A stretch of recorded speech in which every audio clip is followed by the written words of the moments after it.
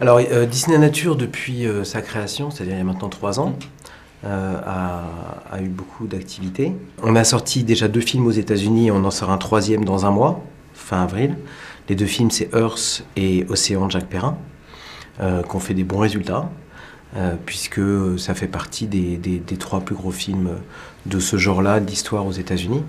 Earth, ça fait 32 millions de dollars, ce qui correspond à peu près à 5 millions d'entrées.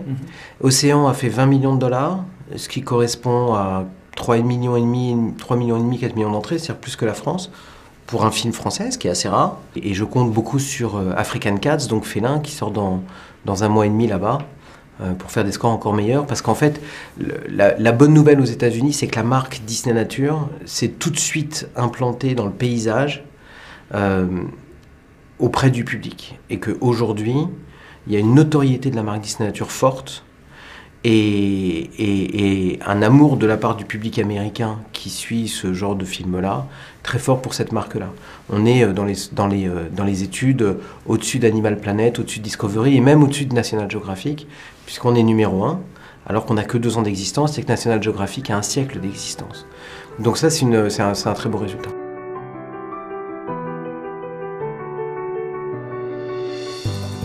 Parallèlement à ça, il y a eu la production et la sortie des Ailes pourpres en France, la production et la sortie de Pollen qui sort donc en France cette semaine, enfin la semaine prochaine, et puis la production d'un autre film qui s'appelle Chimpanzé, qui est en tournage actuellement en Ouganda et qui sortira 1 an après Félin.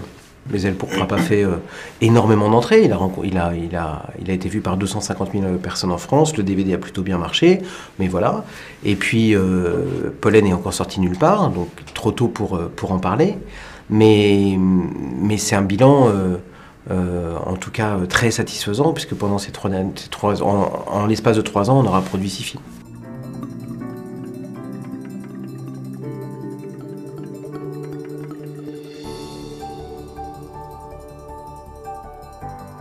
Qui avait le principe même du film animalier qui avait été fait dans les années 50. Mais d'abord, c'était des films un format différent, parce qu'ils étaient généralement plus courts. Et puis, c'était quand même il y a 60 ans. Et ça s'appelait à l'époque True Life Adventures aux États-Unis. Et Disney Nature est un nom qui a été créé en 2008. Mais voilà, je pense qu'on avait une légitimité, notamment auprès du public américain, qui connaît mieux Disney que dans le reste du monde. On avait une légitimité, et cette légitimité nous a permis à Disney Nature d'arriver tout de suite comme leader sur les marques.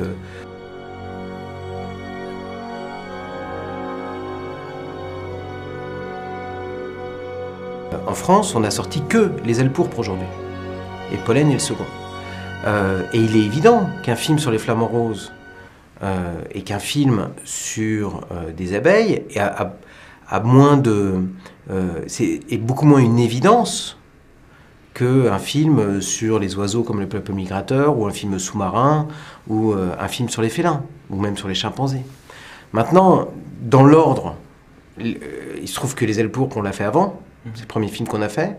Il a été, entre guillemets, facile à faire, il n'a pris qu'1 an de tournage. Pollen n'a pris qu'1 an de tournage.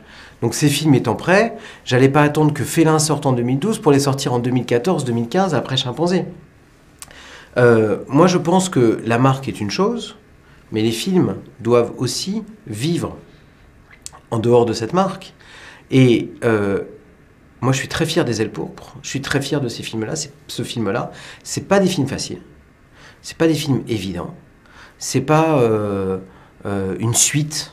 C'est pas allez, on va faire ça parce que c'est sûr que ça cartonnera.